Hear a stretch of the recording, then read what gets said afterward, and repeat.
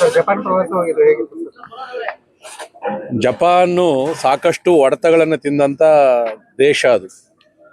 ಎರಡನೇ ಮಹಾಯುದ್ಧದಲ್ಲಿ ಬಹುಶಃ ಇಡೀ ಪ್ರಪಂಚದಲ್ಲಿ ಆಟಮ್ ಬಾಂಬು ಹಾಕ್ಸ್ಕೊಂಡು ಅಂತಾರೆ ಯಾರು ಅಂದರೆ ಜಪಾನ್ ಅವ್ರು, ನಾಗಸಾಕಿ ಮತ್ತು ಹಿರೋಶಿಮಾ ಮೇಲೆ.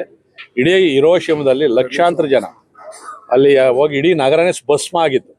ಅದನ್ನು ಇವತ್ತು ಗುರುತು ಸಿಗದ ರೀತಿಯಲ್ಲಿ ಪುನರುಜ್ಜೀವನ ಮಾಡವ್ರೆ. ಅದೇ ರೀತಿಯಾಗಿ ಅಲ್ಲಿ ಸುನಾಮಿ ಆಗ್ತಾ ಇರ್ತದೆ, ಭೂಕಂಪಗಳು ಕಾಮನ್ ಆಗಿ ಆಗ್ತಾ ಇರ್ತದೆ. ನಾವು ಕೂಡ ಇನ್ನೊಂದು ಜಾಗಕ್ಕೆ ಹೋಗಿದ್ವಿ, ಅದು ಇಡೀ ಭೂಕಂಪದಲ್ಲಿ ಇಡೀ ಊರಿಗೂರೇನೆ ಹೋಗಿ ಸುಮಾರು ಒಂದು 5-6 ಲಕ್ಷ ಜನ ಸತ್ತೋದ್ರು. ಅಲ್ಲಿ ಇವತ್ತು ಹೊಸ ನಗರವನ್ನು ಕಟ್ಟವ್ರೆ. ಮತ್ತು ಅದಕ್ಕಿಂತ ಅದ್ಭುತವಾಗಿರ್ತಕ್ಕಂಥದ್ದು, ಇಡೀ ಜಪಾನಲ್ಲಿ ನಾವು ಎಲ್ಲೆಲ್ಲಿ ಹೋಗಿದ್ವಿ ಒಂದೇ ಒಂದು ಚೂರು ಕಸ ನೋಡೋಕ್ಕಾಗಲ್ಲ, ಒಂದು ಪೇಪರ್ ರೋಡ್ ಮೇಲೆ ನೋಡೋಕ್ಕಾಗಲ್ಲ. ಅದೇನ ಹಾಕಿದ್ರೆ ಹೊರಗಡೆಯಿಂದ ಬಂದವ್ರು ಹಾಕಿರ್ತಾರೆ ಹೊರತು ಆ ದೇಶದವ್ರು ಹಾಕಿರಲ್ಲ. ಇಡೀ ರಸ್ತೆಯಲ್ಲಿ ಧೂಳಿರಲ್ಲ.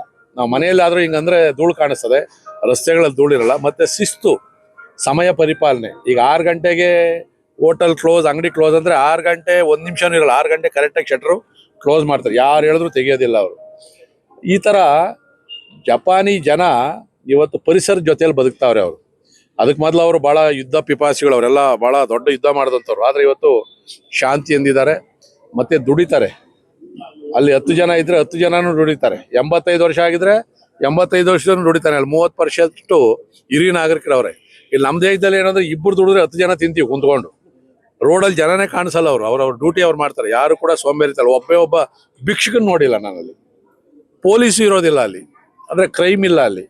ಈ ಥರ ನಾವು ಹೊರಗಡೆ ದೇಶಕ್ಕೆ ಹೋಗೋದು ಒಂದು, ಇದನ್ನು ಕಲ್ತ್ಕೊಂಬರೋದಕ್ಕೆ. ಎರಡನೇದು ಆ ದೇಶ ಹೆಂಗೆ ಅಭಿವೃದ್ಧಿ ಆಗಿದೆ ಅಂತಕ್ಕಂಥದ್ದು ನೋಡೋದಕ್ಕೆ. ನಮ್ಮ ದೇಶದಲ್ಲಿ ಏನು ಅಸಾಧ್ಯ ಏನಲ್ಲ.